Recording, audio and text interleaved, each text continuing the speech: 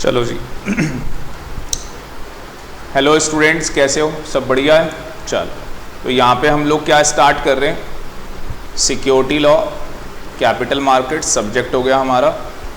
और सेबी लिख लो, SEBI buyback, buyback double B का मतलब buyback, buyback of securities, buyback of securities, buyback of securities regulation 2018। कौन सी रेगुलेशन है? 2018।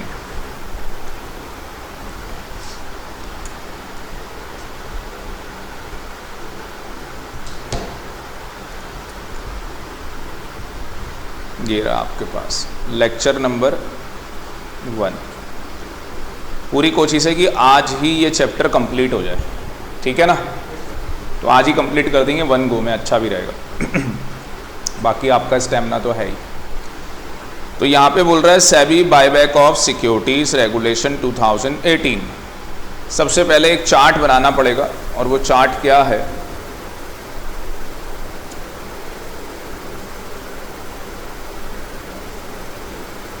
चार्ट बताते हैं आपको क्या बनाना पड़ेगा।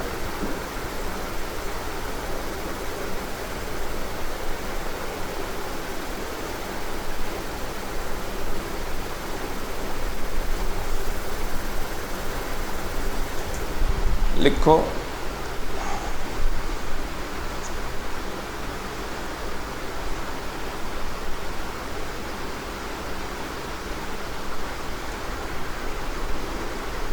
लीगल फ्रेमवर्क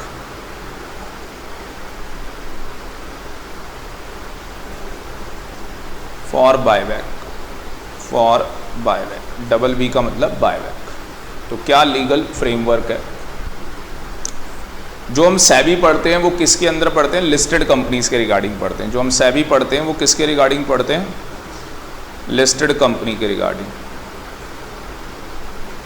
दूसरी तरफ in case of private company, unlisted public company.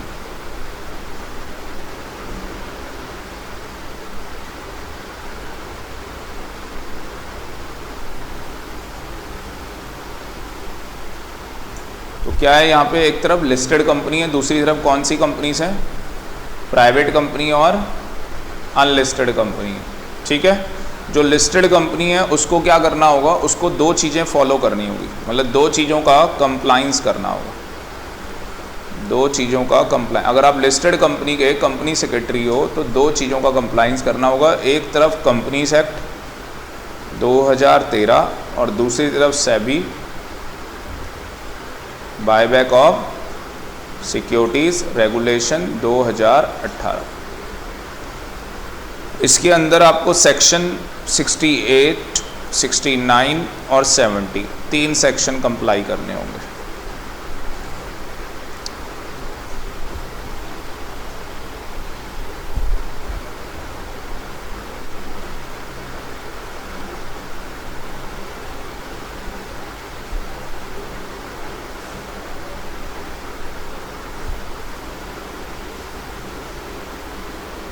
और अगर प्राइवेट कंपनी है तो उस केस में क्या होगा? या अनलिस्टेड है तो उस केस में क्या होगा? आपके ऊपर कंपनीज एक्ट 2013 लगेगा और साथ ही साथ रेड विथ रूल 17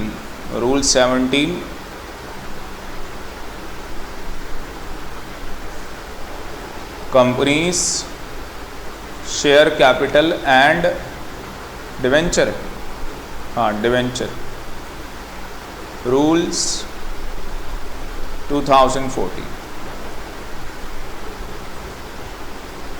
और कंपनी सेट के सेक्शन तो वही लगने हैं आपके ऊपर, 68, 69, 70।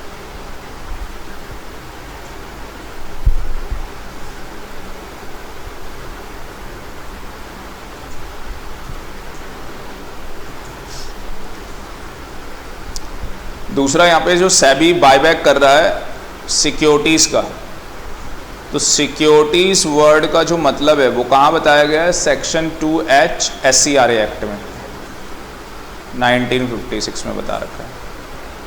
उसके अलावा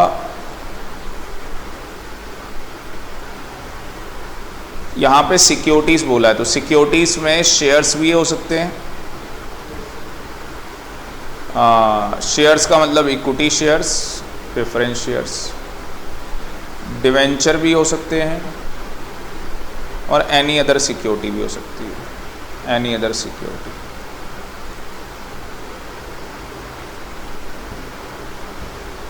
तो आज के बाद आपसे कोई पूछेगा, चलो दोबारा से पहले लिख लो आप लोग, फिर बताता हूँ, पहले लिख लो फिर बताता हूँ। यार मयूर ये फैन बंद कर दो और ये डोर थोड़ा सा क्लोज कर दो।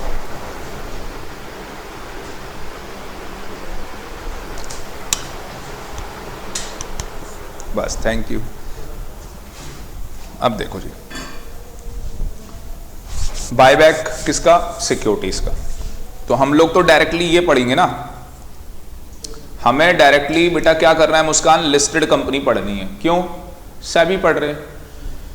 सेबी के प्रोविजन किसके ऊपर एप्लीकेबल है? लिस्टेड कंपनीज के ऊपर सेबी के प्रोविजन एप्लीकेबल है। तो हमारा डायरेक्ट अटैक जो होगा टारगेट लिस्टेड कंपनी, उसके बाद हमारा अटैक क्या होगा? सेबी रेगुलेशन। हमें इससे मतलब नहीं है, हमें इससे मतलब नहीं है, बट ये हमें आना चाहिए, क्योंकि हमें ये आता होगा तो जाके ये कर पाएंगे। तो जैसे आप कहोगे सर मैंने तो पढ़ा नहीं अभी सेक्शन 68, तो मैं बताऊंगा, वो बैकग्राउंड में बताऊंगा, बस ये कि उतनी डिटेल में नहीं बताऊंगा। 4 घंटे लगते हैं मेरे, ऑलरेडी लेक्चर हैं रिकॉर्डेड, पर 4 घंटे लगते हैं उसके लिए। तो मैं इतना बता दूंगा कि आपको सेबी की रेगुलेशन समझ में आ जाए। ठीक, चलो। तो इसके अंदर वर्ड क्या था? सिक्योरिटीज वर्ड है ना इसमें, सिक्योरिटीज। सिक्योरिटीज का मतलब कहां पे बताया? सेक्शन 2H SCRA एक्ट है, सिक्योरिटीज कॉन्ट्रैक्ट रेगुलेशन एक्ट बना हुआ है 1956, उसके अंदर बता रखा है सिक्योरिटीज का मतलब क्या होता है। यहां शेयर्स, डिवेंचर और एनी अदर सिक्योरिटी। क्या इक्विटी शेयर का बायबैक वर्ड का मतलब क्या होता है? To purchase own securities. क्या मतलब है इस वर्ड का? To purchase own securities. हम अपनी खुद की क्या कर रहे हैं?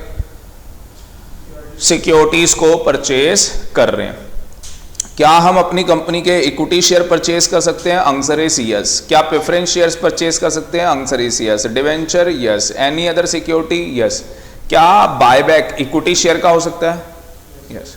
प्रेफरेंस का हो सकता है? Yes yes. यही गलती करते हैं बच्चे। बच्चे कहते हैं प्रेफरेंस का रिडम्पशन होता है। बच्चों को रटवा दिया जाता है कि प्रेफरेंस शेयर्स का क्या होता है? रिडम्पशन होता है। तो अभी डीप में नहीं जाऊंगा, अभी बस इतना बताना चाहूंगा जिससे कि आप भी हाँ बोल दोगे। बेटा बायबैक किसका लिखा है? सिक्योरिटीज का लिखा है। अगर बायबैक इक्विटी शेयर्स का होता तो इस रेगुलेशन का नाम होता बायबैक ऑफ इक्विटी शेयर्स। इसका मतलब कि इक्विटी का तो बायबैक है ही है, उसके अलावा प्रेफरेंस, वो तो क्या होता है? हम अकाउंट्स पढ़ते हैं और हमारे दिमाग में डाल दिया जाता है redemption of preference shares, redemption of debentures. क्या मतलब होता है रिडम्पशन का? कि सर जब वो मैच्योरिटी आएगी तो उनका पैसा रीपे कर देंगे। क्या बिफोर मैच्योरिटी डिवेंचर्स परचेज कर सकती है कंपनी? Answer is yes. क्या प्रेफरेंस शेयर्स कर सकती है? Answer is yes. और अगर वो बिफोर मैच्योरिटी कर रही है तो वो क्या है? बायबैक। उसको क्या बोला जाएगा? बायबैक। अगर at the time of maturity कर रही है तो क्या बोलते हैं? रिडम्पशन। किसको? डिवेंचर। क्या? प्रेफरेंस। इक्विटी का कभी रिडम्पशन नहीं होता। बोलो क्यों? क्योंकि इक्विटी जो इशू होता है वो इनफिनिट पीरियड के लिए होता है, इसलिए कभी उसका रिडम्पशन, आप समझ में आ गया होगा, मैंने बस बारीकी बता दी। चलो आगे बढ़ते हैं।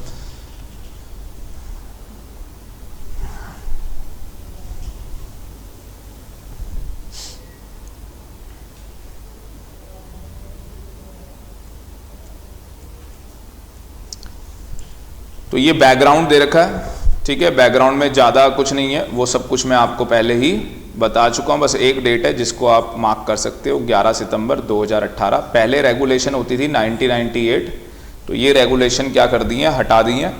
अब रेगुलेशन कौन सी हो गई है? 2023 18। अब हमें वो फॉलो करने, मतलब 1998 में भी बायबैक की रेगुलेशन बन चुकी थी। सेबी बना था 92 में और उसके 6 साल के बाद बायबैक की रेगुलेशन बन चुकी थी, बट अब वो पूरी रेगुलेशन चेंज कर दी। अब सबसे पहला question, examination question, question number 1, क्या क्वेश्चन आता है पेपर में, ऑब्जेक्टिव क्या है बायबैक के। तो सबसे पहले बायबैक का मतलब क्या है, बायबैक क्या है, एक प्रोसेस है जिसमें कंपनी क्या कर रही है, ओन शेयर्स और अदर स्पेसिफाइड सिक्योरिटीज, किसके, अपनी कंपनी के खरीद रही है। किससे खरीद रही है, फ्रॉम शेयर होल्डर। तो सिंपल वर्ड में लिख लो ऑब्जेक्टिव ऑफ बायबैक, हेडिंग डाल लो ऑब्जेक्टिव ऑफ बायबैक। शॉर्टकट में लिखते रहोगे ना, ये पेपर में क्या है, ये 550 पन्ने का मॉड्यूल नहीं पढ़ सकते आप, पर अपनी कॉपी के 100 पेजेस भी आप पढ़ के जा सकते हो। क्यों महिर, क्योंकि वो हमने खुद लिखे होते हैं और जल्दी पढ़ लेते हैं हम उनको। तो पहले ऑब्जेक्टिव लिखने से पहले अभी पॉइंट्स नहीं लिख रहे, अभी थोड़ा सा उसका जिस्ट लिख रहे हैं। क्या, buyback is a process in which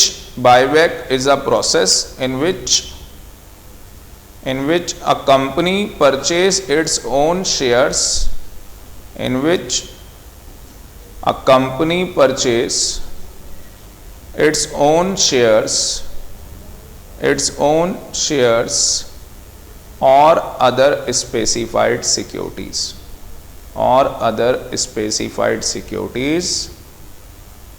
from the shareholders.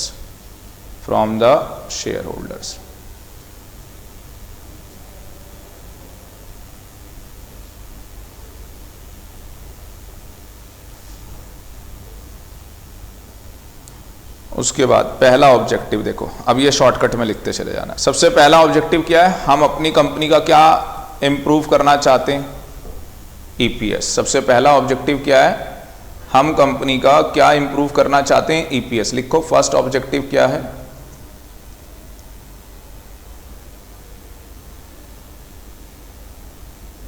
हम अपनी कंपनी का ईपीएस बढ़ाना चाहते हैं। उसके नीचे एग्जाम्पल लिखो, किस चीज़ का एग्जाम्पल दे रहा हूँ कि हमारी कंपनी का ईपीएस क्या हो रहा है, बढ़ रहा है। देखो बढ़ेगा कैसे, क्या एग्जाम्पल है यहाँ पे। कौन है हमारी कंपनी के प्रमोटर हैं, कौन है हमारी कंपनी के प्रमोटर, और हमारी कंपनी के जो प्रमोटर हैं उनके पास 40,000 शेयर्स हैं। तो कंपनी के प्रमोटर्स के पास 40,000 शेयर्स हैं और फ्री फ्लोट, क्या बोला, फ्री फ्लोट कितना है, 60,000 शेयर्स का फ्री फ्लोट है।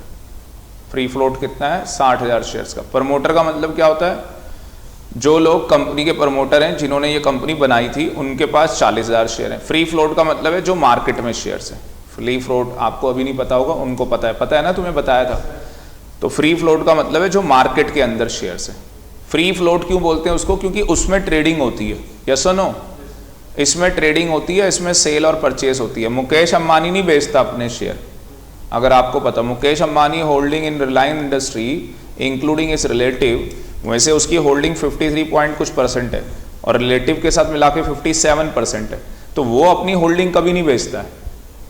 हाँ, कोई बाहर से फॉरेन इन्वेस्टर उसे कहता है कि भाई मैं तेरी कंपनी में स्टेक चाहता हूँ, मुझे इतने शेयर बेच, तो वो सोचता है कि मुझे वो डील करनी नहीं करनी। और जब मार्केट में ये न्यूज़ आती है, तो आपने लास्ट टाइम पढ़ा है इनसाइडर ट्रेडिंग, तो ये उपसी है एक तरीके से।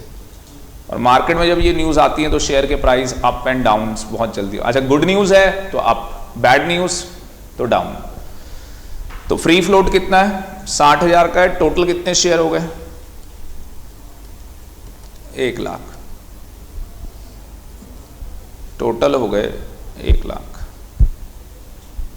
अब कंपनी यहां पे क्या कर रही है, बायबैक कर रही है। कंपनी क्या कर रही है, बायबैक कर रही है। और कंपनी जो बायबैक कर रही है वो कितना बायबैक कर रही है, 25% शेयर्स का क्या कर रही है, बायबैक कर रही है। कंपनी जो बायबैक कर रही है वो 25% शेयर्स का बायबैक कर रही है। तो मुझे बताओ जो प्रमोटर है उसकी होल्डिंग में चेंज आएगा, बोलो, जो प्रमोटर है उसकी होल्डिंग में चेंज आएगा, बोलो बोलो, हाँ यस और नो, जो मन करे वो बोलो। नहीं आएगा, बोलो क्यों, प्रमोटर को अलाउड नहीं है कि बायबैक में वो अपने शेयर बेचे। कहाँ लिखा है? सेबी रेगुलेशन, अभी पढ़ाएंगे। तो प्रमोटर क्या है? किसकी वजह से? सेबी की जो रेगुलेशन है उसकी वजह से वो अपने शेयर तो बायबैक के लिए दे नहीं सकता। इसका मतलब जो 25% है वो किसका लेना होगा? 60 का। और 60 का 25 कितना होता है? ओ सॉरी 60 का नहीं ना, मतलब लेंगे तो 1 लाख का ही। 1 लाख का 25% कितना होता है? 25,000। तो यहाँ पे क्या हो जाएंगे? 25,000 बायबैक हो जाएंगे। यहाँ पे कितने बायबैक हो जाएंगे? 25,000 बायबैक हो जाएंगे। तो बैलेंस कितने रह जाएंगे? 35। जो बैलेंस हैं वो 35 रह जाएंगे। तो यहां पे लिखो post share holding pattern. Post share holding pattern. Post share holding pattern देखो क्या हो जाएगा? प्रमोटर कितने? 40,000 और फ्री फ्लोट कितना हो जाएगा? 35,000। टोटल कितने? 75,000 शेयर्स। टोटल जो हो गए वो 75,000 शेयर्स हो गए।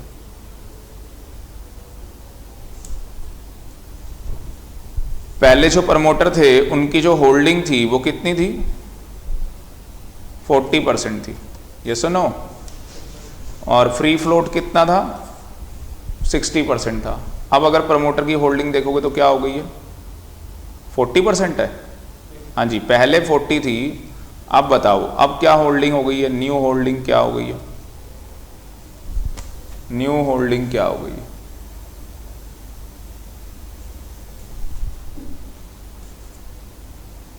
कैसे निकालेंगे? क्या नाम है? मुस्कान, कैसे निकालेंगे बेटा परसेंटेज? 40,000 ऊपर नीचे 75,000 मल्टीप्लाई 100। पहले भी तो ऐसे ही हो रहा था ना? 53%। क्या मुझे बताओ मार्केट के अंदर पहले कितने शेयर थे? टोटल तो 1 लाख थे पहले, मतलब फ्री फ्लोट में कितने थे? 60। अब कितने हो गए? 35। तो अब जो वैल्यू निकाली जाएगी, ईपीएस निकालना आता है ना? ईपीएस का फॉर्मूला क्या होता है? Profit available for equity share holder, profit available for equity share holder divide में number of equity shares, divide में नंबर ऑफ इक्विटी शेयर्स। तो नंबर ऑफ इक्विटी शेयर्स कितने हो गए? 75,000। और profit available for equity share holder हम मान के चल रहे हैं सेम है, जो पहले था वही अभी है। पर कहीं ना कहीं जो ईपीएस पहले निकला होगा, ये प्री बायबैक, ये पोस्ट बायबैक। तो जो प्री बायबैक ईपीएस रहा होगा, क्या अब जो ईपीएस आएगा वो ज्यादा आएगा? बट ऑब्वियस ही बात है वो क्या होगा? अब ज्यादा आएगा। समझ में आया या नहीं? तो देखो इससे आपको पता लगा कि हमारा जो ईपीएस है वो क्या कर जाएगा? इंप्रूव कर। देखो पहले 1 लाख शेयर थे, अब 75 हो गए। जाहिर सी बात है अपने आप ही शेयर का प्राइस बढ़ जाएगा। उसके बाद क्या लिखा हुआ है? Improve return on capital. इससे रिटर्न ऑन कैपिटल क्या हो जाएगी? बढ़ जाएगी। क्यों? अब आप देख लो, प्रमोटर पहले 40% कमाते थे, अब 53% अर्न करेंगे। रिटर्न नेटवर्थ बढ़ जाएगी, रिटर्न ऑन नेटवर्थ बढ़ जाएगी। Enhance long term share holder value. इससे long term share holder value क्या होगी? इनहांस होगी। मतलब जो भी आदमी आपकी कंपनी का इक्विटी शेयर होल्डर होगा वो चाहेगा कि मैं रहूं, बना रहूं। Consolidation of stake in the company, enhance consolidation of stake in the company. इससे क्या इनहांस हो जाएगा? Consolidation of stake in the company. जो प्रमोटर हैं उनके आपस की जो होल्डिंग है वो बढ़ने वाली है, रिटर्न भी बढ़ रही है और उनका स्टेक भी बढ़ रहा है। जैसे स्टेक हो गया 53% और उसी की वजह से 53% की वजह से रिटर्न भी क्या हो गई? बढ़ गई। ये 53% दो जगह असर डाल रहा है, एक तो होल्डिंग में और दूसरा रिटर्न में। जैसे मैं 100 रुपए लगाता हूं तो मेरे को बिजनेस के अंदर 60 रुपए मिलते हैं। क्यों? मेरा 60% शेयर है, पर अब मेरा शेयर बढ़ रहा है, तो मेरा शेयर भी बढ़ रहा है और उधर मेरी रिटर्न भी इंक्रीज हो रही है। Prevent unwelcome take over bid. अब कोई आदमी आपकी कंपनी को खरीदना चाहता है, तो एक आदमी आपकी कंपनी को खरीदना चाहता है तो उसके पास कंट्रोल कब आएगा आपकी कंपनी का? जब वो क्या करे, 51% शेयर खरीद ले आपकी कंपनी के, तो जाके आएगा। तो आपके पास कितना परसेंट था? आपके पास 43% था।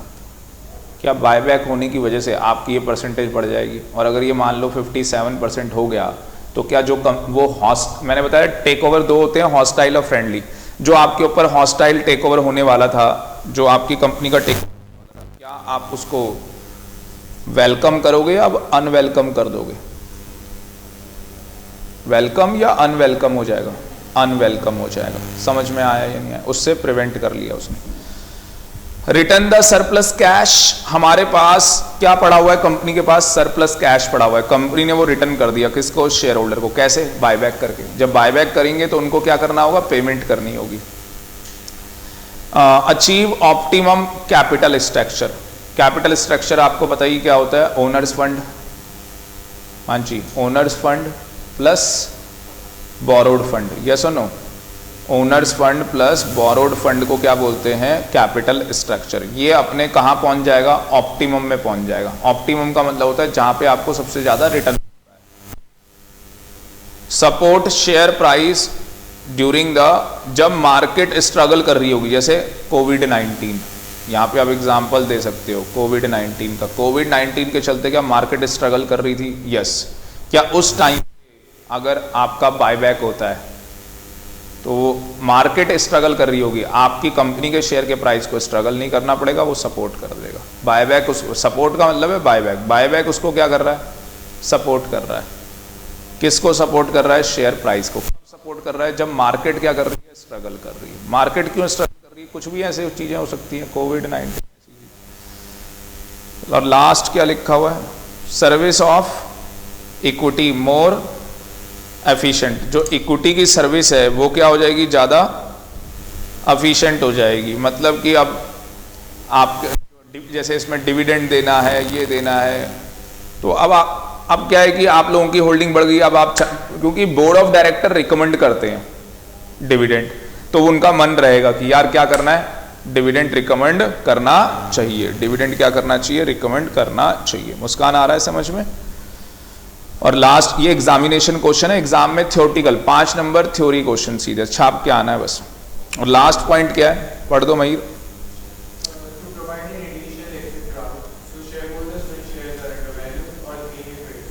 अगर आपके दो बातें, कितनी बातें? दो। कितनी बातें? दो। नंबर 1, अगर आपके जो शेयर्स हैं उनकी क्या हो रही हो? अंडर वैल्यूड है, वो जो उनकी वैल्यू है उस वैल्यू।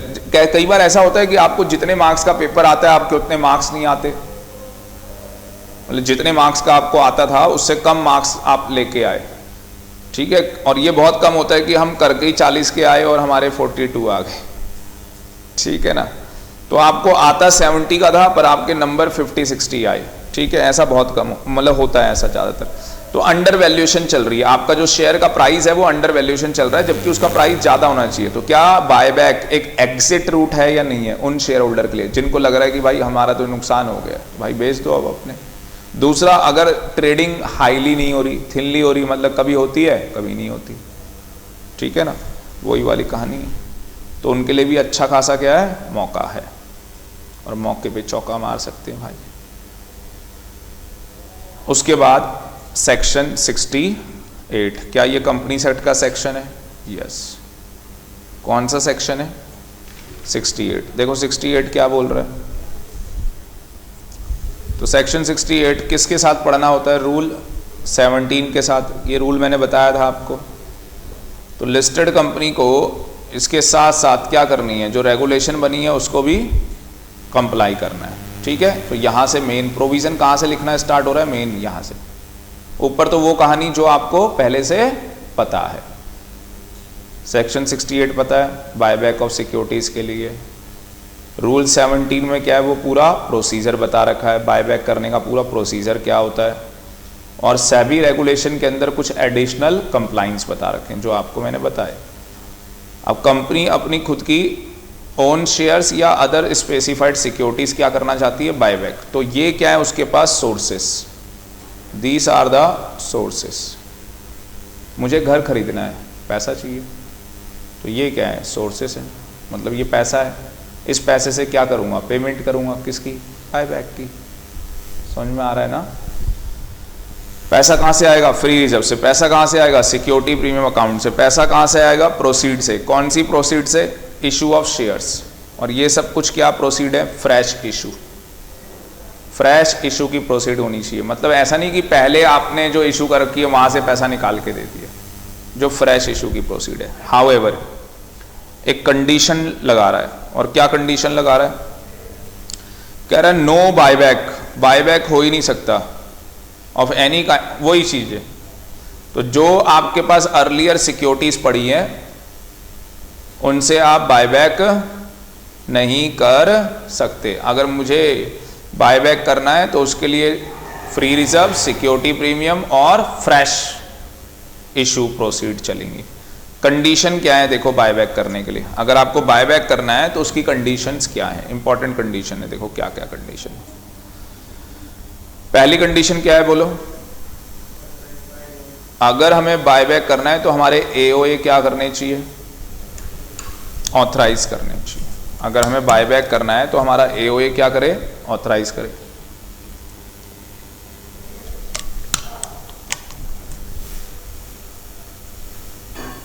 अगली कंडीशन क्या है,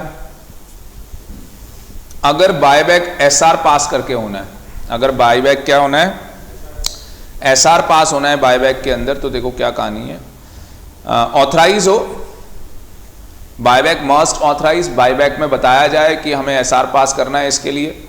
और बायबैक अगर हम 10% या उससे less total paid up equity share capital और फ्री रिजर्व्स, अगर हम क्या कर रहे हैं, बायबैक कर रहे हैं, कितना बायबैक कर रहे हैं, 10% या उससे कम, किसका, total paid up equity share capital, wording क्या लिखी है, equity share capital plus free reserves, तो वो किससे कर सकते हैं, बोर्ड मीटिंग करा के बोर्ड रेजोल्यूशन पास कर सकते हैं, बोर्ड मीटिंग करा के बोर्ड रेजोल्यूशन पास कर सकते हैं, वो इनफ है। And the company is not required to pass SR. अभी बताऊंगा एसआर किस में पास होता है, अभी बताऊंगा एसआर। तो क्या यहां पे मैं बोल सकता हूं कंपनी क्या कर रही है, बायबैक कर रही है, कितना बायबैक कर रही है, 10% या उससे कम, 10% या उससे कम, टोटल बोलो, टोटल क्या, paid up equity share capital plus free reserves. पूछने को मैं इसमें भी 2-3 क्वेश्चन पूछ सकता हूं, पर फिर भी मेरा मन है तो एक क्वेश्चन तो मैं पूछ लेता हूं। ये बैलेंस शीट है, क्या बैलेंस शीट में इक्विटी शेयर कैपिटल जो है उसकी कैटेगरी 1 हो सकती है, कैटेगरी 2 हो सकती है, मतलब एक कैटेगरी है जिसके अंदर क्या है, मान लो 100 शेयर्स हैं at the rate 10 each fully paid up, हो सकता है, पॉसिबल, यस। टोटल कितना हो गया, 1000 रुपये। यहां 500 है at the rate 10 each, bracket में लिखा है पार्टली पेड अप 8 रुपीज, तो यहां कितना मान के चलोगे, 8 रुपए के हिसाब से 8 5 जा 40 1 2 4000 रुपए। आ गई बात समझ में। अब मेरे को बायबैक कितना करना है, 10%, किसका 10% करना है, paid up equity share capital का प्लस फ्री रिजर्व्स। मान लो मैंने फ्री रिजर्व्स नहीं बता रखे आपको, है ही नहीं मान लो, तो बताओ 10% कितना कर सकता हूं, दोनों का टोटल करो कितना हो गया, 5000। 5000 का 10% कितना बोलो, 500। तो क्या मैं 500 number of equity shares, sorry 500 क्या आएंगे, नंबर नहीं, कैपिटल आएगी, रुपीस में आएगा ना, आगे बात समझ, ये रुपीस में निकाला है आपने, ये क्या निकाला है, रुपीस में। तो क्या मैं 500 रुपए के इक्विटी शेयर्स बायबैक कर सकता हूं, answer is yes, answer is yes. पर कौन से करूंगा बायबैक, दोनों कर सकता हूं क्या, नो। क्यों, बायबैक करने के लिए प्री कंडीशन है कि जिस इक्विटी शेयर का, जिस क्लास ऑफ इक्विटी शेयर का बायबैक कर रहे हैं वो फुल्ली पेड अप होना चाहिए। फुल्ली पेड अप कौन है, कैटेगरी 1। इसका मतलब कि ये जो 1000 रुपये है ना रुपये, इसमें से 500 रुपये का क्या हो सकता है, बायबैक। बाकी वो नंबर ऑफ इक्विटी शेयर तो आप निकाल ही लोगे, समझ में आ गया होगा, इसका नहीं होगा भाई। उसके बाद 25% और लेस, क्या लिखा है, paid up capital. Paid up capital में इक्विटी भी आएगा, प्रेफरेंस भी आएगा, लिख लो दोनों आएंगे, इक्विटी शेयर भी आएगा और प्रेफरेंस शेयर्स भी आएंगे। इक्विटी भी आएगा, प्रेफरेंस भी आएंगे, प्लस फ्री रिजर्व्स। प्लस क्या है, फ्री रिजर्व्स। अभी कुछ लिखवाऊंगा, अभी आप देख लो आराम से, कोई दिक्कत नहीं, बस आप समझने में कॉन्सेंट्रेट करो, समझ में आना चाहिए। तो paid up capital plus free reserves, paid up capital plus free reserves. इसमें एक बात बोल रहा है, और वो बात क्या बोल रहा है कि हाउएवर अगर कंपनी बायबैक कर रही है एक फाइनेंशियल ईयर के अंदर, और बायबैक कर रही है कंपनी 1 फाइनेंशियल ईयर के अंदर 25%, तो वो केवल इक्विटी शेयर का लेना है फिर 1 फाइनेंशियल ईयर में। तो ये कहानी क्या है, अब बनाते हैं चार्ट।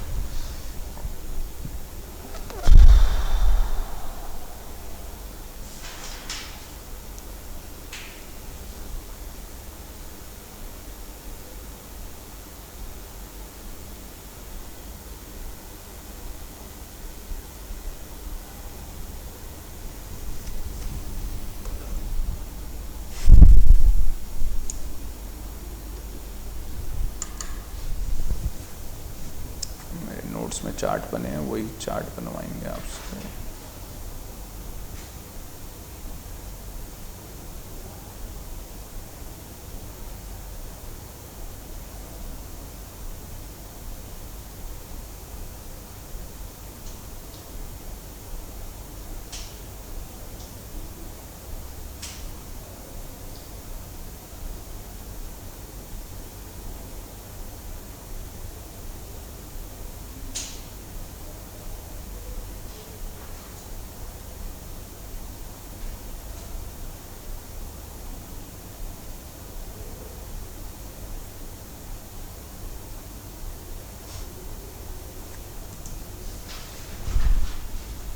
लिखो क्या हो रहा है, बायबैक हो रहा है। बायबैक की लिमिट आपको बताई जा रही है। तो कितनी बातें, 2, एक में बोर्ड रेजोल्यूशन पास कर रहे हैं और एक में शेयर होल्डर का एसआर पास कर रहे हैं। तो अगर बोर्ड रेजोल्यूशन पास कर रहे हैं तो उसमें हमने बोला 10%, कितना, पेड अप 10% कितना, पेड अप क्या, इक्विटी शेयर कैपिटल था ना, नहीं 10% क्या था, हाँ टोटल 10% था टोटल, इसको काट दो, लिख लो, ये लिखना है। तो बोर्ड रेजोल्यूशन अगर पास कर रहे हैं तो 10% क्या है, total paid up capital plus free reserve, यही कहानी है। अच्छा 10% क्या है, total paid up equity share capital है, हाँ वही तो मैं बोल रहा था मैं कि क्या हो गया, इक्विटी है, इक्विटी शेयर कैपिटल है, प्लस क्या है, फ्री रिजर्व है। और अगर शेयर होल्डर की बात है तो इसमें 2 चीजें हैं, एक ईयर के हिसाब से और एक क्या है, लाइफ टाइम है। एक ईयर के हिसाब से, दूसरा क्या है, लाइफ टाइम है। तो लाइफ टाइम, पूरी लाइफ में एक कंपनी कितना बायबैक कर सकती है, 25%, किसका, पेड अप शेयर कैपिटल का प्लस फ्री रिजर्व्स का।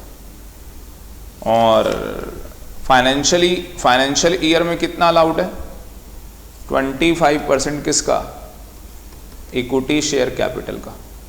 फ्री रिजर्व भी है इसमें, यस, प्लस नहीं फ्री रिजर्व्स नहीं है इसमें, 25% बस पेड अप शेयर कैपिटल लिखा है, फ्री रिजर्व्स कहाँ लिखा है, फ्री रिजर्व्स नहीं लिखा। तो महिर कुछ कहानी समझ में आ रही है? पूरी लाइफ, इसका प्रैक्टिकल करेंगे, प्रैक्टिकल आता है पेपर के अंदर। तो पूरी लाइफ में कितना अलाउड है? 25% paid up share capital plus free reserve. और एक साल में कितना अलाउड है? 25% इक्विटी शेयर कैपिटल। और उसके लिए क्या पास करना होता है? एसआर। और लिस्टेड कंपनी क्या करती है? एसआर कैसे पास करती है? जो लिस्टेड कंपनी होती है, जब ये एसआर पास करती है, तो ये एसआर पास कैसे करती है? Through postal ballot. जो लिस्टेड कंपनी है वो कैसे पास करती है? पोस्टल बैलेट के थ्रू पास करती है। पोस्टल बैलेट पता है सेक्शन 110 में कंपनीज एक्ट। ठीक है जी, तो ये लिख लो।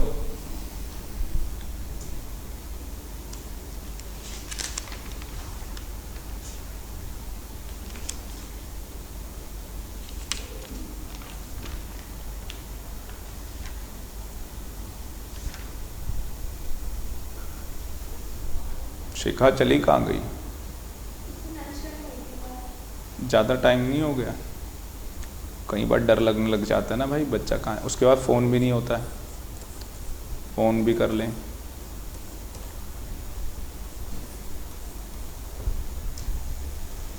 अब फ़ोन हो तो फ़ोन करवाएं, फ़ोन नहीं है तो क्या कर सकते हैं, पता भी नहीं लगेगा आदमी कहाँ है। ये भी कहानी है।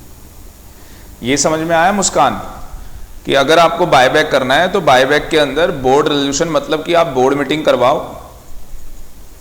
और उसमें क्या पास करो? Board resolution. अच्छा, रेजोल्यूशन बाय सर्कुलेशन होता है एक, वो नहीं चलेगा इसमें, आरबीसी नहीं चलेगा। पता है आपको क्या होता है? जो बोर्ड मीटिंग होती है, रेजोल्यूशन वर्ड का मतलब पता है क्या होता है? क्या रेजोल्यूशन? जो रेजोल्यूशन होता है इसका क्या मतलब होता है?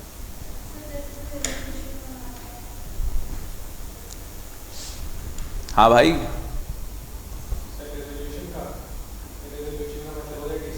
हाँ देखा, इसने बता दी, गुड, बताया था ना मैंने। तो रेजोल्यूशन का मतलब होता है बेटा डिसीजन। जैसे आपके फादर ने कहा कि हम लोग एक नई कार खरीदेंगे, तो वो एक रेजोल्यूशन चाहते हैं उसके ऊपर, मतलब एक डिसीजन चाहते हैं। आगे बात समझ में? असली में पढ़ के सारे बच्चे आते हैं, जैसे आप आते हो, ये भी आए थे, पर एग्जैक्ट जो वर्ड होता है ना वो नहीं पता लग रहा। आता है रेजोल्यूशन होता क्या है? आज के बाद कोई पूछेगा रेजोल्यूशन क्या है? एक डिसीजन है। क्या एग्जांपल दोगे? मेरे फादर ने कार लेनी है, तो मेरे फादर क्या बोलेंगे? मुझे डिसीजन चाहिए कि भाई कौन सी लूँ। अब मान लो वो 20 लाख लगा रहे, 30 लाख लगा रहे हैं, 40 लगा रहे हैं, 1 करोड़, 5 करोड़, मान लो 100 करोड़ की ले ले किसी दिन, या आप ले रहे हो मान लो, ठीक है। तो क्या मुझे बताओ उसके लिए डिसीजन मेकिंग होनी चाहिए नहीं होनी चाहिए? तो उसी तरीके से, तो अगर डायरेक्टर्स की मीटिंग होती है तो उसको क्या बोलते हैं? Board meeting. शेयर होल्डर की मीटिंग होती है तो उसे क्या बोलते हैं? General meeting. ठीक है, तो डायरेक्टर की जो बोर्ड मीटिंग होगी वहां पे रेजोल्यूशन पास करने के मतलब समझ गए होंगे। रेजोल्यूशन पास करने के मतलब डिसीजन लेने के 2 तरीके हैं, या तो क्या करो फिजिकली आओ और बोर्ड रेजोल्यूशन पास करो, या तो आने की कोई जरूरत नहीं है, रेजोल्यूशन बाय सर्कुलेशन, उसी को बोलते हैं आरबीसी। तो वो यहाँ पे अलाउड नहीं है, मतलब बोर्ड मीटिंग करानी ही पड़ेगी और वहां पे बोर्ड रेजोल्यूशन पास करना पड़ेगा। पर लिमिट क्या है? 10%। अगर आप इससे ज्यादा बायबैक करना चाहते हैं तो उसके लिए आपको एसआर पास कराना पड़ेगा। और आपकी कंपनी लिस्टेड है तो पोस्टल बैलेट के थ्रू, आपकी कंपनी लिस्टेड है तो पोस्टल बैलेट का मतलब होता है घर पे बैठ के वो लोग क्या कर देंगे? वोट दे देंगे और आपकी कंपनी के शेयर्स बायबैक कर लिए जाएंगे, जिसमें लाइफ टाइम, पूरी लाइफ में company 25% paid up share capital plus free reserve कर सकती है और हर साल 25% ओनली इक्विटी शेयर कैपिटल कर सकती है। तो इसका प्रैक्टिकल करेंगे आगे।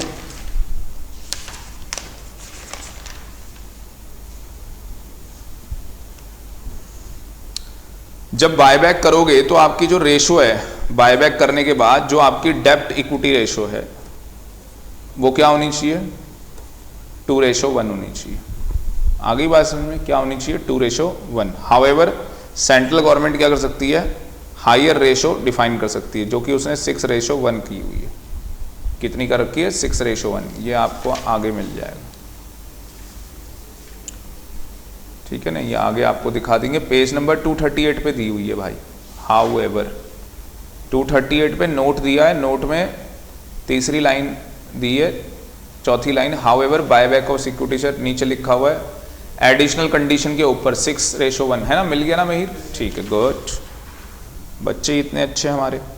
अब देखो लिखी है अगली कंडीशन, देखो बायबैक किसका होगा, फुल्ली पेड अप कैपिटल का होगा।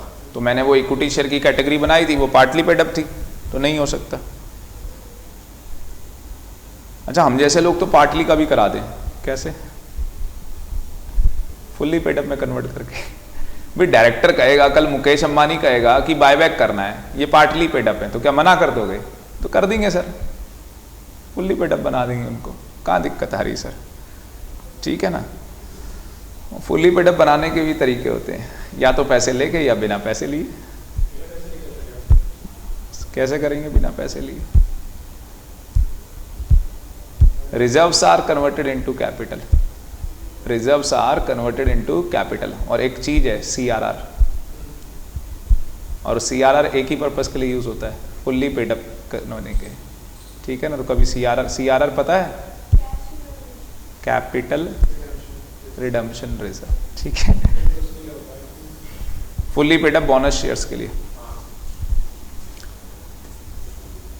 उसके बाद मतलब लकमबाजी लगानी है, कैसे ना कैसे मना नहीं करना ना मुकेश अंबानी को, अब लॉ में हो रहा है नहीं हो रहा, मतलब कहानी हुई ना, वाइफ ने कुछ बोल दिया, करना है भाई ये काम, कैसे करके करो आप, ठीक है, वो आपकी हेडेक है।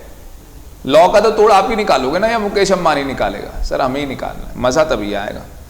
उसके बाद बायबैक शेयर्स का और अदर स्पेसिफाइड सिक्योरिटीज का, कौन सी सिक्योरिटीज का करेंगे? हाँ जी, जो रिकॉग्नाइज्ड स्टॉक एक्सचेंज में लिस्टेड है, ठीक है ना, सिंपल वर्ड्स में बायबैक किसका कर रहे हैं? जो रिकॉग्नाइज्ड स्टॉक एक्सचेंज के अंदर लिस्टेड है। उसके बाद बायबैक शेयर्स और other specified security in clause F in accordance with such rules as may be prescribed, however no buyback offer shall be mentioned above shall be, simple है। आपका एक buyback आ गया, तो जब जो आपका जो बायबैक है जिस दिन क्लोज हो गया, जिस दिन आपका बायबैक क्या हो गया, क्लोज हो गया, उसके 1 साल तक आप दूसरा बायबैक लेके नहीं आ सकते। सीधी सिंपल सी बात, दो बायबैक के बीच में कितने साल का गैप होना चाहिए? 1 साल का। अब मुकेश अंबानी कह रहा है दोबारा बायबैक करना है 1 साल से पहले। अब आपको को यार लॉ में तो लिखा है 1 साल, क्या करें, एक्सेप्शन है उसकी भी क्या है, एक्सेप्शन। उसके लिए आप सीजी को एप्लीकेशन लगा सकते हो, सीजी मतलब एमसीए, कि सर कंपनी की रिक्वायरमेंट हो गई है और अगर वो अप्रूवल दे देगी तो मिनिस्ट्री में क्या चाहिए, जान पहचान। ये जानबूझ के ऐसा तोड़ रखा हुआ है, समझ गए होंगे क्यों। और बायबैक के केसेस बहुत आते हैं, तो कभी किसी का बायबैक होना हो तो बताना, बड़ा मज़ा आता है। क्योंकि मैंने ज़्यादा केस नहीं, 2 ही केस किए हैं बायबैक के, पर बड़ा मज़ा आता है, क्योंकि उस दिन पता लगता है कि भाई केवल लॉ से काम नहीं चलेगा, और भी चीज़ें हमें चाहिए उसके अंदर। आगे ओहो क्या हो गया इसको, बड़ा इंटरेस्टिंग है, मतलब ऐसा करना ना आप लोग। असली में मैं 2 कंपनीज के अंदर डायरेक्टर हूँ, जब आपके पेपर हो जाएं तो जैसे हमारे पास क्या है, जो भी प्रैक्टिकल जैसे कोई केस आता है, आप कुछ मत करना, चले जाना ना साथ में, जो बंदा जाएगा उसके साथ आप चले जाना, भाई कुछ तो सीख लोगे, ढंग से कपड़े पहन के। हाँ मतलब ऐसी चलो हीरो की तरह आ गए, टाई हुई मतलब वो लगानी पड़ती, कोट वो मतलब समझ गए ना, एक जैसे वो दूल्हा दुल्हन होते हैं ना, तो वो कपड़े उस दिन पहनने पड़ते हैं। ऐसा होता नहीं है कि फिर वो जनरली वो कपड़े पहन के घूमते रहता है कोई, ठीक है ना। तो बस वही वाली बात है कि एक ड्रेसिंग सेंस के साथ क्लाइंट के साथ जाना पड़ता है, मीटिंग करनी पड़ती है, और आपको पता भी लगेगा मीटिंग कैसे होती है। पहले तो मीटिंग होती है, बातचीत चलती है, फिर वो सारी कहानियाँ। अच्छा, नोटिस भेजेंगे मीटिंग का, एसआर पास कराना है, यस, और उसके अंदर क्या जाएगी, एक्सप्लेनेटरी स्टेटमेंट। आपको बताया था एक्सप्लेनेटरी स्टेटमेंट क्या, वो पूरे रीजन बताने पड़ते हैं, नंबर कितने, वो सब सारी चीज़ें बतानी पड़ेंगी। और every buyback shall be completed, और जो बायबैक होगा वो 1 साल में कंप्लीट हो जाना चाहिए, जिस दिन हमने क्या पास किया हो, एसआर। तो जिस दिन आपका एसआर पास हो गया कि भाई बायबैक, तो 1 साल के अंदर अंदर क्या कर दो, अपना बायबैक कंप्लीट कर दो, 1 साल के अंदर अंदर अपना बायबैक कंप्लीट कर दो। बाकी रेगुलेटरी फ्रेमवर्क ऑलरेडी मैं आपको बता चुका हूं कि रेगुलेटरी फ्रेमवर्क क्या होता है, डेफिनेशन है, कंडीशंस हैं, अभी बात करेंगे। टेंडरिंग ऑफर क्या होता है, ओपन ऑफर। टेंडरिंग ऑफर का मतलब ओपन ऑफर, जब आप बायबैक का ऑफर करोगे। जैसे वही वाली बात है, किसी की मैरिज हो रही है तो अपनी मैरिज के कार्ड छपवाएगा, तो उसने ओपन कर दिया, अब तो मैं मैरिज करने जा रहा हूँ, मतलब समझ गए ना, ये खबर छपवा दी है उसने अखबार में और अब सबको पता लग गया कि इस बंदे की मैरिज होने जा रही। बाकी बायबैक ओपन मार्केट से भी होता है और बायबैक अभी बताएंगे बुक बिल्डिंग मेथड से भी होता है। कंपनी सेट के सेक्शन तो मैंने बता ही दिए थे और ये रूल भी लगता है। अब हमारे पास कुछ चीज़ें आ रही हैं। सबसे पहले एप्लीकेबिलिटी। तो एप्लीकेबिलिटी आपको बताइए कि ये सेबी रेगुलेशन किसके ऊपर एप्लीकेबल है, लिस्टेड कंपनीज के ऊपर एप्लीकेबल है, ठीक। उसके बाद इन शेयर्स के अंदर वो शेयर्स भी इंक्लूड हैं जिनके ऊपर क्या होते हैं, सुपीरियर वोटिंग राइट्स होते हैं, वो शेयर्स भी, मतलब हायर द रेट ऑफ, मतलब higher voting rights and lower rate of dividend. तो वोटिंग राइट्स ज़्यादा हैं, डिविडेंड कम मिलता है, तो वो भी इसके अंदर इंक्लूड है।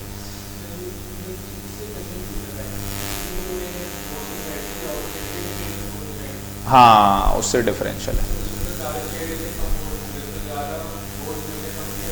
हाँ, तो इसको थोड़ा सा मैं कॉन्सेप्ट को वहाँ बताऊंगा, जब टेक करवाऊंगा ना तो वहाँ पे मैं खुल के बताऊंगा कि डिफरेंशियल वोटिंग राइट और इनमें क्या डिफरेंस होता है।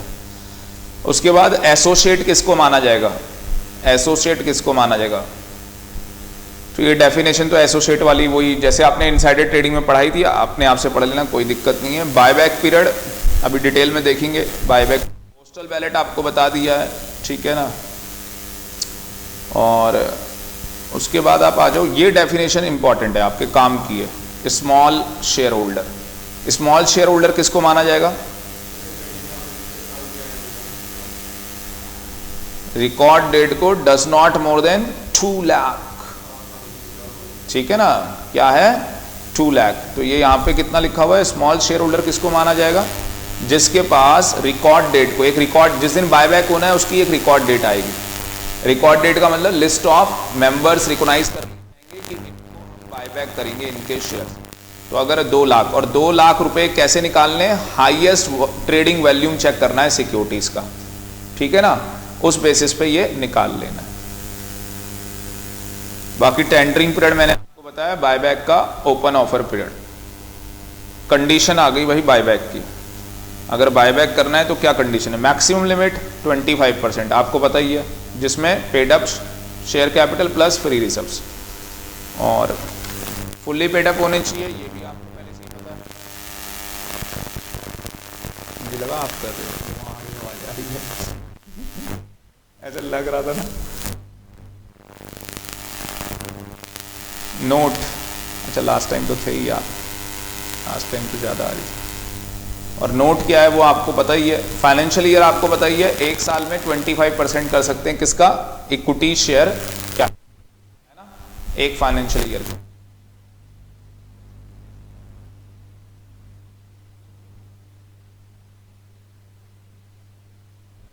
और अदर सिक्योरिटीज, कुछ एडिशनल कंडीशंस बता रखी हैं।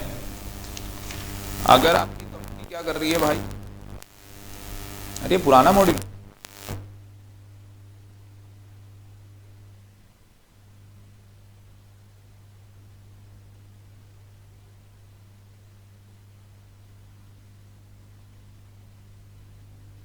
हमारे उसमें वो कुछ बीच में आ गया होगा इसके बाद टॉपिक, ये जो था, नहीं एक मिनट रुक जाओ, मैंने पेजेस वो कर दिए क्या, हाँ मैंने एक पेज आगे चला गया, क्या हो गया, मतलब एडिशनल कंडीशन है कुछ बायबैक के लिए। क्या कह रहे हैं, a company shall not buyback, company क्या है, शेयर और सिक्योरिटीज का बायबैक नहीं कर सकती, किसके थ्रू, डी लिस्टिंग के थ्रू। हमने पढ़ा था डी लिस्टिंग ऑफ शेयर्स। तो अगर आप डी लिस्टिंग रूट के थ्रू आप बायबैक नहीं कर सकते, वो डी लिस्टिंग है, वो आपको डी लिस्टिंग का कंप्लाइंस करना होगा। उसके बाद कंपनी प्राइवेट प्लेसमेंट के थ्रू भी बायबैक नहीं कर सकती है, कंपनी प्राइवेट प्लेसमेंट के थ्रू भी बायबैक नहीं कर सकती है। Company online offline stock exchange, मतलब कि किसी पर्सन के साथ आप नेगोशिएशन डील कर रहे हो, उसके साथ बैठ के ऑन टेबल बैठ के कि भाई तेरे मैं ऑनलाइन शेयर खरीद लूंगा, तू उधर से ऑर्डर पंच करियो, एक ही ब्रोकर से ऑर्डर पंच करवाएंगे, कुछ ना कुछ करके फ्रॉड करके, मतलब बाय ऐसे कर लेंगे ना। इसको ऑन का मतलब ऑनलाइन लिख लो, ऑन का मतलब क्या है ऑनलाइन, और ऑफ का मतलब तो क्या ऑफलाइन।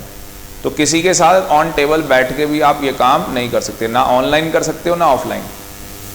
जैसे होता नहीं है, मेरे पास पैसे नहीं है असली में, मेरे को नोट की जरूरत पड़ गई 100 रुपए के, तो मैंने कहा यार मैं पेटीएम में डाल देता ना तुम्हारे, मेरे ई वॉलेट में तो है, पेटीएम में 100 रुपए दे दो मेरे को, ठीक है ना। तो किसी के साथ नेगोशिएशन डील भी नहीं कर सकते, बैठ के भी नहीं कर सकते, और थ्रू स्पॉट ट्रांजैक्शन, जो स्पॉट ट्रांजैक्शंस होती है वहां पे भी नहीं कर सकते, और प्राइवेट प्लेसमेंट भी आप नहीं कर सकते। उसके बाद a company can not make a buyback offer with in a period of 1 year, ये तो आपको पता ही है। जब आपने एक बायबैक कर लिया तो 1 साल अभी खत्म नहीं हुआ है, 1 साल अभी खत्म नहीं हुआ, बाकी मैंने उसकी बता रखी है exception. A company not allowed to buy back its shares unless the consequence reduction of share capital. ये क्या कहानी है, रिडक्शन ऑफ शेयर कैपिटल? अगर क्या हो रहा है, बायबैक करने से सेक्शन है 66(1), अगर आपको पता होगा, अभी एग्जाम हुआ है दिसंबर में, अच्छा तुम देने भी गए थे, रिडक्शन ऑफ शेयर कैपिटल और diminution of share capital question आया था, डिफरेंस आया था कि both are same thing comment, और जबकि दोनों अलग अलग होते हैं, ठीक है ना। तो वही वाली कहानी है, अब बायबैक शैल नॉट अलाउड नहीं है अनलेस द कॉन्सिक्वेंस, अगर आपने किस में कॉन्सिक्वेंस किया है, रिडक्शन ऑफ शेयर कैपिटल के अंदर। तो अगर आपने रिडक्शन ऑफ शेयर कैपिटल का कॉन्सिक्वेंस कर रखा है, मतलब कि जो रिडक्शन ऑफ शेयर कैपिटल का कंप्लाइंस कहाँ पे बताया, 66(1) के अकॉर्डिंग, अगर उसका आपने नॉन कंप्लाइंस कर रखा है तो आप बायबैक नहीं कर सकते।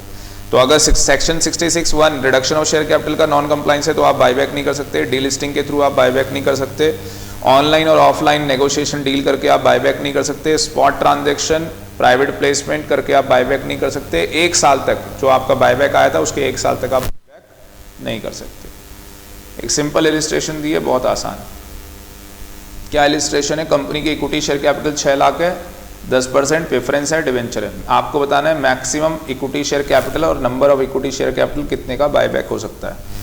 तो मुझे बताओ मैक्सिमम कितना हो सकता है इक्विटी का, 25%, यस और नो, यही लिमिट है ना। अब मैक्सिमम 25% कर सकते हो, तो रुपीस में कितना आ गया, 1.5 लाख रुपए का मैं बायबैक कर सकता हूं फाइनेंशियल ईयर में। इक्विटी का ही तो पूछा था, तो इक्विटी का कैसे देखेंगे फाइनेंशियल ईयर।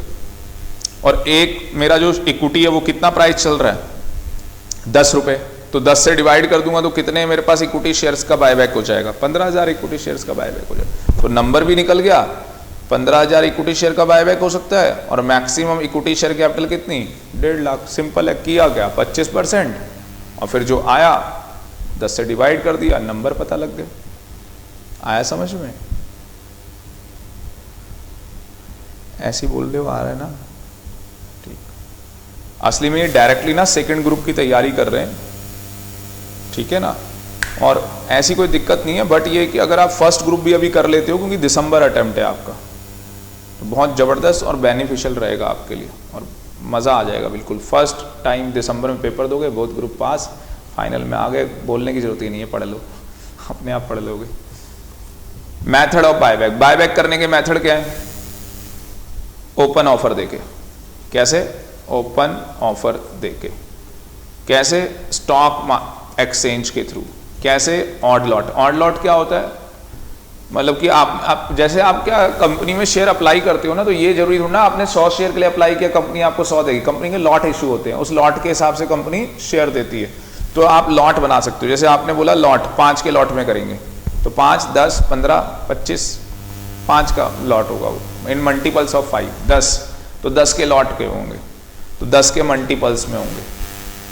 आगे बात समझ में, 100 तो 100 के मल्टीपल्स में, ऐसे आप कोई भी लॉट बना सकते हो, उस अंदर फिर आप बायबैक कर सकते हो। तो एक तो क्या है, ओपन मार्केट निकालो, ओपन मार्केट ऑफर निकालो कि भैया बायबैक करना है, मतलब फ्री फ्लोट जो मार्केट में है वहाँ फ्री फ्लोट कि भाई बायबैक करना चाहते हैं, और प्रपोर्शनेट बेसिस पे बायबैक किया जाएगा। टेंडरिंग पीरियड मतलब बताया था, ओपनिंग ऑफ ऑफर, उस पीरियड में। बाकी स्टॉक मार्केट से बायबैक करोगे तो बुक बिल्डिंग के थ्रू करोगे और स्टॉक एक्सचेंज के थ्रू करोगे। इसका पूरा प्रोसीजर है, वो करेंगे हम लोग। 3 प्रोसीजर है, इसका, इसका और इसका। इसको क्या बोलेंगे, टेंडरिंग ऑफ ऑफर, ठीक है ना, मतलब कि लोगों से बिड्स मंगवा रहे हो, बिडिंग करवा रहे हो कि भैया इस प्राइस पे आपका बायबैक कर रहे हैं, फिर वो देखेंगे प्राइस निकलेगा। दूसरा स्टॉक एक्सचेंज के थ्रू कर, स्टॉक एक्सचेंज में ही बुक बिल्डिंग के थ्रू कर रहे हो, तो बुक बिल्डिंग देखेंगे क्या होती है। No offer of buyback, buyback का आप ऑफर दे ही नहीं सकते। अगर आप स्टॉक मार्केट से बायबैक कर रहे हो तो 15% paid up share capital plus free reserves, 15% paid up share capital plus free reserve, इससे ज़्यादा का आप बायबैक नहीं कर पाओगे। कहाँ से? स्टॉक एक्सचेंज से। जो आप बायबैक कर रहे हो उसके अंदर आप ईसोप्स, बायबैक के अंदर आप ईसोप्स और स्वेट इक्विटी शेयर्स ले सकते हो। स्वेट इक्विटी शेयर्स, मुस्कान नाम सुना है स्वेट इक्विटी शेयर्स का? खून पसीने के शेयर। स्वेट मीन्स पसीना और इक्विटी मतलब शेयर। कैसे शेयर है? खून पसीने।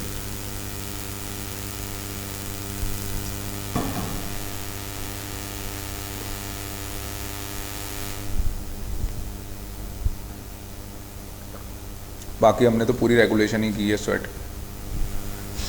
कितना टाइम लगा था स्वेट वाले में?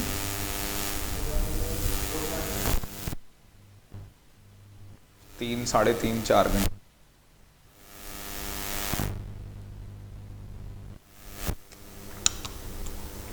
तीन घंटे का लास्ट टाइम लेक्चर रिकॉर्ड किया इनसाइडर का, वो रेगुलेशन 4 वो सब थी, तो वो भेज दूंगा मैं। मज़ा आ जाएगा बहुत ज़बरदस्त देखने के बाद, बढ़िया ना जाओगे मस्त तरीके से।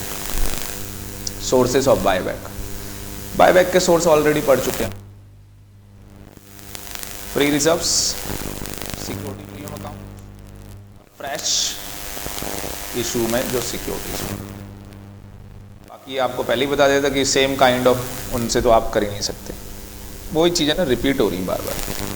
अब लिखा है प्रोहिबिट ऑफ बायबैक, तो कंपनी शैल नॉट डायरेक्टली और indirectly purchase its own shares and other securities, ना सब्सिडी के थ्रू ना अपनी इन्वेस्टमेंट कंपनीज के थ्रू। और अगर कंपनी ने क्या कर रखा है? डिफॉल्ट कर रखा है। अगर कंपनी ने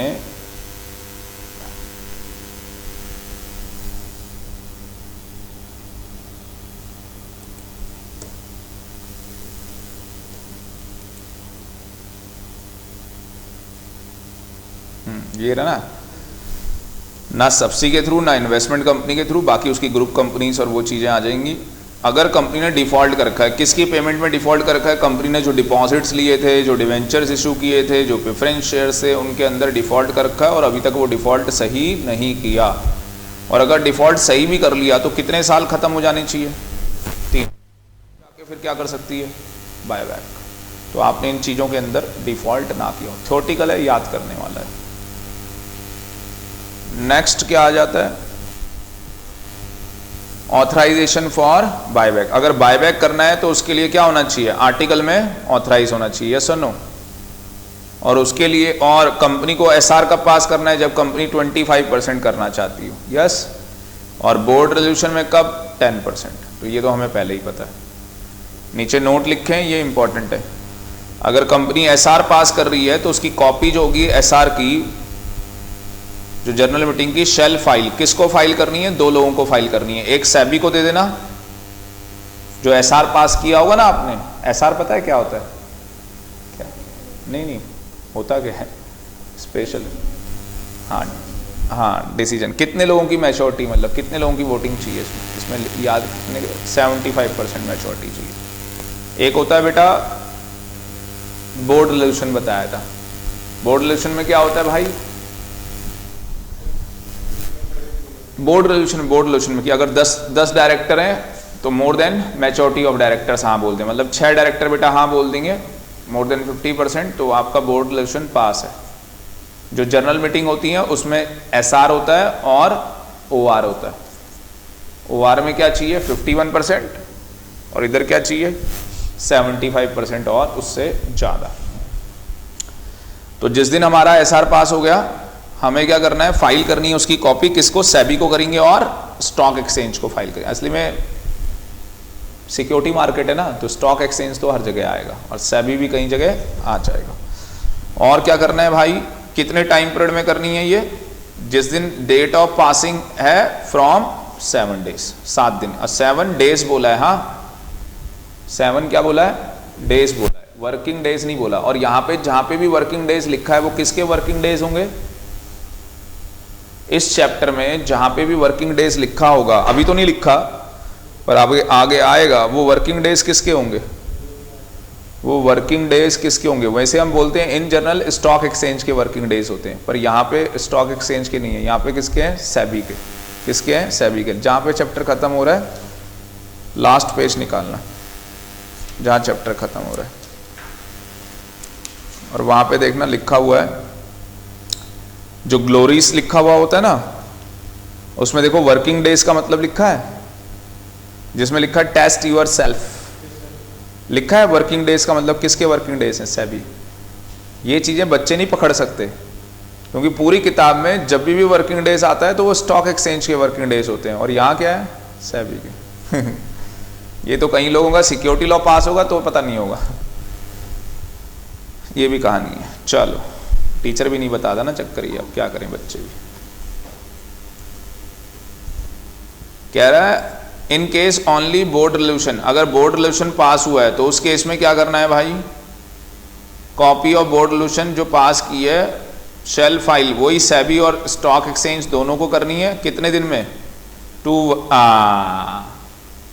हो गया ना यहाँ, क्या वर्किंग डेज, 2 वर्किंग डेज। क्या समझ में आया। अगर बीआर पास होगा तो 2 वर्किंग डेज में, कहाँ से, जिस डेट को वो पास किया है, जिस डेट को वो पास किया। पढ़ लो इसको।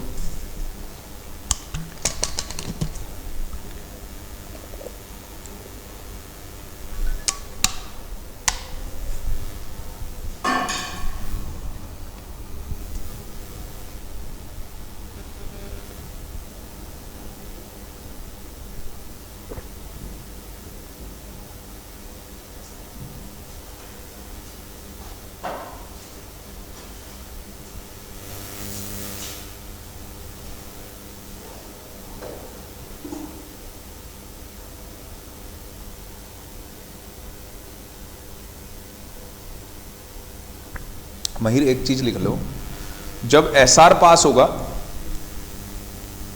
जब एसआर पास होगा तो एक काम और करना पड़ेगा।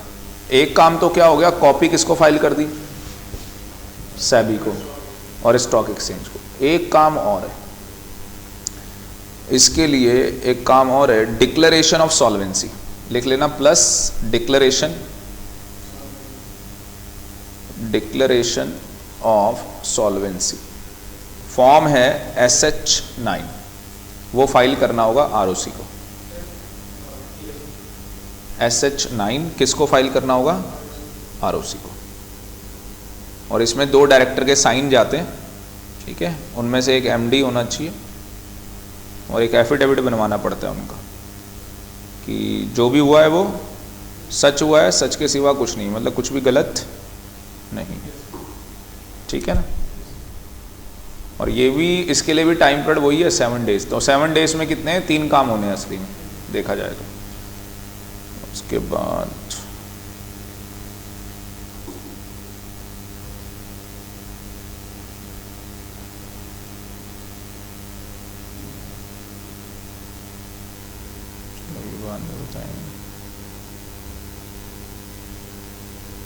हाँ, बाकी ये 2 दिन का आ गया। उसके बाद क्या रहा है, every buyback shall be completed within 1 year from the date of passing SR, है ना, या जो बोर्ड मीटिंग है ना, as the case may be. Very good यार, आपका जोश मुझे ना आगे बढ़ाता है, बस सीधी सी बात है। द कंपनी शेल, ये क्या है, after the expiry of buyback file, ROC को क्या करना है, फाइल, आरओसी सेबी को क्या करनी है, रिटर्न फाइल करनी है।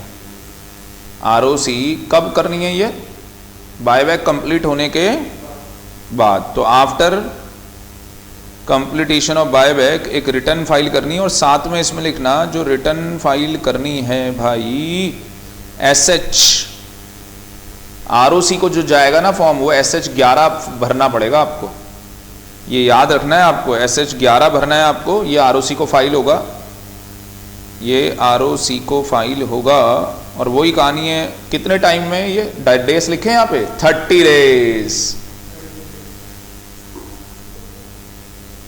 तो SH11 तो जो फॉर्म है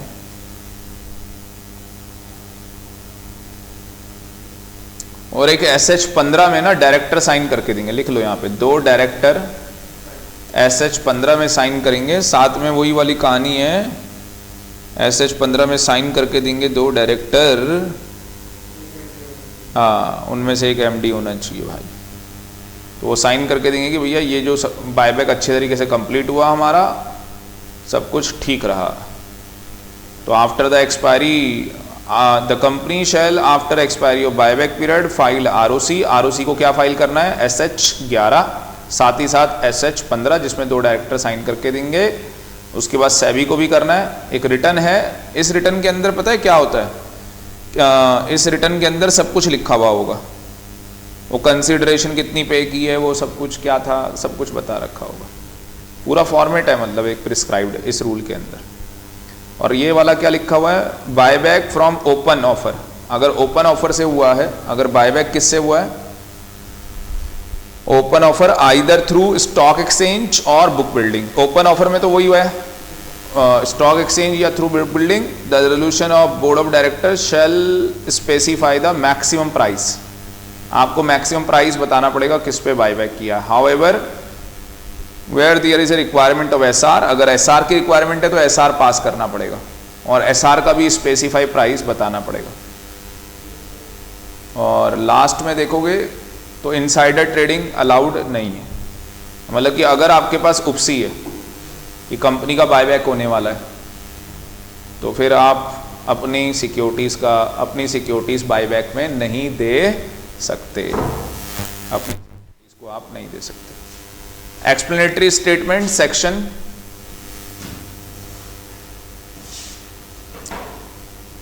एक्सप्लेनेटरी स्टेटमेंट का सेक्शन कौन सा है,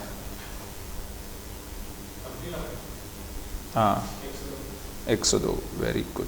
और 102 यहाँ पे क्या बोलता है कि एक्सप्लेनेटरी स्टेटमेंट होगी और वही कहानी कि उसमें क्या होगा, full and complete disclosure of all material fact. उस एक्सप्लेनेटरी स्टेटमेंट जब आप बायबैक कर रहे होंगे, जैसे मैरिज करता है कोई बंदा तो वो बताता है किस लड़की से मैरिज हो रही है और नीचे वो बच्चों का नाम सुनहरे और एड्रेस उड्रेस वो सब लिखा होता है। तो उसी तरीके से यहाँ पे भी फुल एंड कंप्लीट डिस्क्लोजर होगा सारे मटेरियल फैक्ट्स का। नेसेसिटीज हम क्यों कर रहे हैं, क्या जरूरत है, नेसेसिटी जरूरत क्या है भाई बायबैक करने की। हाँ मैरिज कार्ड में नहीं होता कि मुझे जरूरत क्या है, क्लास किस क्लास ऑफ शेयर्स और सिक्योरिटीज का बायबैक कर रहे हैं, कितने अमाउंट का यहाँ पे इन्वेस्टमेंट होगा बायबैक का और कितने टाइम पीरियड में हम लोग कंप्लीट कर लेंगे इस बायबैक को।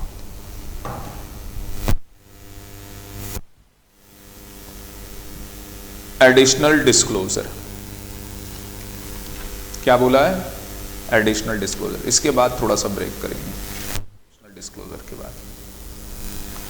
तो एडिशनल डिस्क्लोजर क्या है, मतलब कि और कुछ डिस्क्लोजर है जब आप बायबैक, जो कि कहाँ बताएं, शेड्यूल 1 के अंदर बता रखे हैं इस रेगुलेशन के अंदर। सबसे पहला क्या डिस्क्लोजर है भाई, date of board meeting, proposal of buyback is approve. तो डेट बतानी पड़ेगी बोर्ड मीटिंग की, ठीक है, जिसमें हम अप्रूव करेंगे। जो आपकी एक्सप्लेनेटरी स्टेटमेंट जाएगी ना उसके साथ ये बहुत सारी चीजें जाएंगी। साथ में नेसेसिटी, क्या जरूरत है, मैक्सिमम अमाउंट ऑफ बायबैक कितना करने वाले हो आप, मैक्सिमम प्राइस क्या होगा, मैक्सिमम नंबर ऑफ सिक्योरिटीज जिनका आप बायबैक करोगे, मेथड बताओगे बायबैक का। तो सबसे पहले क्या करना है, डेट बतानी है बोर्ड मीटिंग की जिसमें हम प्रपोज कर रहे हैं बोर्ड ऑफ डायरेक्टर क्या कि हम बायबैक करेंगे, जरूरत बतानी है, नेसेसिटी बतानी है, मैक्सिमम अमाउंट बतानी है, मैक्सिमम प्राइस बताना है, मैक्सिमम नंबर बताने, मेथड बताना है। रिवीजन में जब पेपर होता है ना अगले दिन बच्चा ऐसी रिवीजन कर रहा होता है, ये चीजें हैं बस, बाकी छाप के आना है वहाँ पे। 6th, अच्छा थोड़ा सा जो हमारा फाउंडेशन लेवल है उसका ये बहुत बड़ा लेवल है, हाँ तो थोड़ा सा तैयार रहो बस जंग लड़ने के लिए, डरा नहीं रहा, बता रहा हूँ, मतलब दिसंबर बहुत टाइम है, ढंग से बस थोड़ा सा सीरियस होके। Aggregate share holding of promoter और and director of the promoter, promoter is a company and the person who is under the control of the company, date of the notice of convening the general meeting or board meeting। क्या समझे, कि जो company की क्या होने वाली है, general meeting होने वाली है, कंपनी की क्या होने वाली है, बोर्ड मीटिंग होने वाली है। तो जो कौन लोग हैं, प्रमोटर है, समझ गए होंगे है ना, जो कंपनी का कौन है, डायरेक्टर है of the promoter, where the promoter is a company, और जिस पर्सन के क्या है, कंट्रोल में है वो कंपनी। इन सब की क्या करनी है, एग्रीगेट शेयर होल्डिंग डिस्क्लोज करनी है। उसके बाद एग्रीगेट नंबर और स्पेसिफाइड सिक्योरिटीज परचेस और सोल्ड, जो उन्होंने खरीदी है, जो उन्होंने बेची है, किन लोगों ने, ऊपर जो ए में कवर है, 6 महीने के, जिस दिन हमारी बोर्ड मीटिंग हो रही है उसके 6 महीने के अंदर अंदर जितना भी उन्होंने सेल परचेस किया है टिल इस डेट, बोर्ड मीटिंग की जो हमारी हो रही है, जहां पे बायबैक अप्रूवल होगा, वो सारा उनका सेल परचेस का चिट्ठा होगा एग्रीगेट। उसका मैक्सिमम प्राइस भी होगा और मिनिमम प्राइस भी होगा, जो सेल परचेस मैक्सिमम और मिनिमम प्राइस में किया है वो भी बताया जाए, उनकी डेट भी बताई जाए। समझ गए, ये सब कुछ इनसाइडर ट्रेडिंग में फंसेंगे तो गए ये। इंटेंट ऑफ प्रमोटर है ना, जो प्रमोटर है उसकी क्या इंटेंशन है, या जो पर्सन जिसके हाथ में कंट्रोल में है ये कंपनी, उन लोगों की क्या इंटेंशन है, बायबैक करने की इंटेंशन क्या है भाई तुम्हारी, क्यों करना चाहते हो बायबैक, क्या उसकी डिटेल्स देनी पड़ेगी, नहीं देनी पड़ेगी। तो detail of acquisition with the date and price, acquisition का मतलब होता है परचेज, तो डिटेल ऑफ एक्विजिशन मतलब purchase with the date and price, तो डेट, किस डेट को आपने परचेज किया, वो क्या प्राइस, वो सब आपको बताना पड़ेगा, आपको अपनी इंटेंशंस बतानी पड़ेगी। कंफर्म करना पड़ेगा कि हमारा कोई डिफॉल्ट नहीं है। समझ गए होंगे किस चीज में डिफॉल्ट नहीं है, number 1 deposit, number 2 debentures, number 3 preference, number 4 term loans from financial institution, number 5 banks, है ना भाई, वही 5। और अगर डिफॉल्ट किया है तो 3 साल बीत चुके हो अगर डिफॉल्ट किया, पर ये तो कंफर्म तो करना पड़ेगा ना इनको ये सब। जब लड़के की मैरिज होती है तो लड़की से बातचीत होती है तो पता लगता है कि ये अल्कोहल पीता है, नॉनवेज खाता है। मेरी एक फ्रेंड है, वो CA, CS, CMA, LLB पता ना क्या क्या कर रखा है, तो उसकी मैरिज मतलब होने में बड़ा टाइम लगा, 4 साल लग गए लड़के देखते देखते देखते देखते। तो कई बार वो रिजेक्ट क्यों करती थी, ये अल्कोहल पीता है, ये स्मोकिंग करता है, ये नॉनवेज खाता है। तो मैं सोचता था कि ऐसा तो नहीं होना चाहिए वैसे, पर अल्कोहल तो है, सही बात है, खाने से नहीं होना चाहिए, मतलब वो अपना अपना व्यू होता है ना एक, ये कहानी, ये चीज़ है भाई। पीना तो थोड़ा खतरनाक सा हो जाता है, पर अगर मान लो मैरिज के बाद पीने लग जाए तो फिर क्या करोगे, ये भी कहानी है फिर। हाँ भाई, कंफर्म करना है तो कंफर्म कर लेते हैं पहले। कंफर्म करना है बोर्ड ऑफ डायरेक्टर को, फुल इंक्वायरी, पूरी इंक्वायरी कर लो, देख लो वही चीज़ आ रही है सेम, है ना, पूरी इंक्वायरी कर लो भाई। और क्या लिख रहा है इसमें, इमीडिएट द फॉलोइंग डेट, इस डेट से पहले, किस डेट से पहले, जनरल मीटिंग से पहले या बोर्ड मीटिंग से पहले, convinced no ground which the company is found unable to pay डेब्ट। ऐसा कोई भी ग्राउंड नहीं है कंपनी का जिसमें कंपनी क्या हुई है, अनेबल हुई है रीपेमेंट ऑफ डेब्ट में। दूसरा क्या है भाई, डिक्लेरेशन ऑफ सॉल्वेंसी, अभी बताया था डिक्लेरेशन ऑफ सॉल्वेंसी SH9 किसको फाइल होता है, ROC को, देखो यहाँ पे लिखा हुआ है, पढ़ दे। हाँ भी,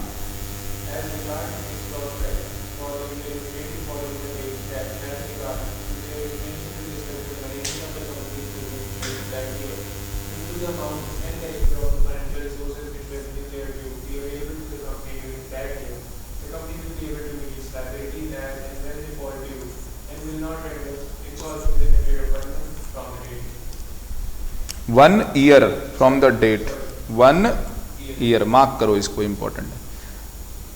तो कंपनी को क्या करना पड़ता है, अपनी डिक्लेरेशन ऑफ सॉल्वेंसी देनी होती है कि जब हम कंपनी का बायबैक कर रहे हैं, ध्यान से सुनना मेरी वर्डिंग्स को, जब हम कंपनी का क्या कर रहे हैं, बायबैक कर रहे हैं, 1 साल तक हमारी कंपनी इंसॉल्वेंट नहीं होगी।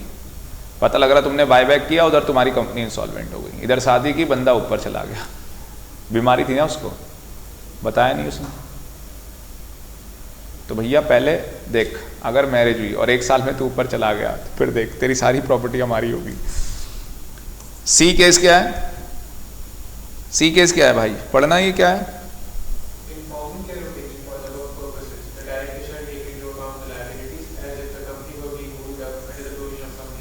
डायरेक्टर यहाँ पे क्या लेंगे, रिस्पॉन्सिबिलिटी लेंगे अगर कंपनी एक्ट 56 में या 2013 में या आईबीसी के अंदर, इंसॉल्वेंसी बैंक्रप्सी कोड के अंदर अगर कंपनी की कोई कंटीजेंट या प्रोस्पेक्टिव लायबिलिटी निकली तो वो कौन पे करेगा, डायरेक्टर ही पे करे, director taken into account.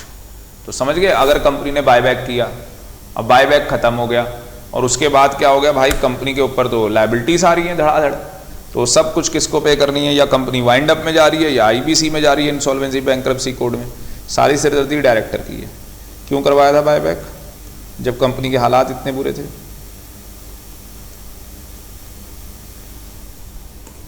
Report address to board of director by company's auditor.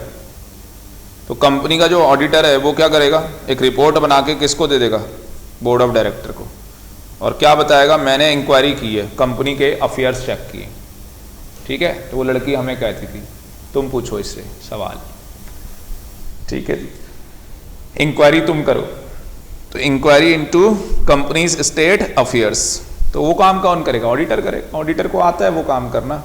Amount of permissible capital payment of the securities in the question is in their view properly determined, मतलब कि जो permissible limit निकाली है capital payment के लिए वो सही निकाली है भाई, ये थोड़ी ना कि 25% की लिमिट है मैक्सिमम तो वही करेंगे, पता लग रहा है तुम्हारी इतनी औकात नहीं है, समझ गए, सामने से इतना कुछ मांग रहे हो, ठीक है, लड़के वाले औकात है नहीं इतनी देर मतलब लेने की, मांग तुम रहे हो एक गाड़ी चाहिए, बंगला चाहिए, ये क्या ड्रामा है, उल्टा होना चाहिए ना, गाड़ी देंगे बंगला देंगे, उल्टा होना चाहिए, यहाँ ऐसा हो रहा है।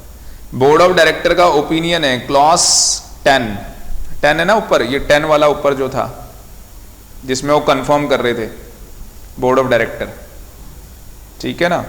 तो जो 10 वाला क्लॉज है, reasonable grounds and the company will not have regard the statement of affairs and not, मतलब वही वाली कहानी कि बोर्ड ऑफ डायरेक्टर ने क्लीन चिट दी हो कि भैया कंपनी बिल्कुल साफ सुथरी है, कहीं नहीं जाने वाली कंपनी, 1 साल तक कुछ नहीं होगा कंपनी का। तो इसके बाद अभी हम लोग ब्रेक कर रहे हैं, फिर बायबैक का प्रोसेस, फिर टेंडरिंग पीरियड और एग्जाम के प्रैक्टिकल क्वेश्चन, तो कंप्लीट हो जाएगा तो अच्छा रहेगा आज चैप्टर, सबसे बढ़िया। तो अभी एक छोटा सा ब्रेक कर देते हैं, बाकी अगर आपको लग रहा है सर ब्रेक नहीं करना है तो मुझे ना रिकॉर्ड करना पड़ता है, मेरा ऑलरेडी लेक्चर रिकॉर्डेड तो है पर दोबारा करना पड़ता है, क्या करें।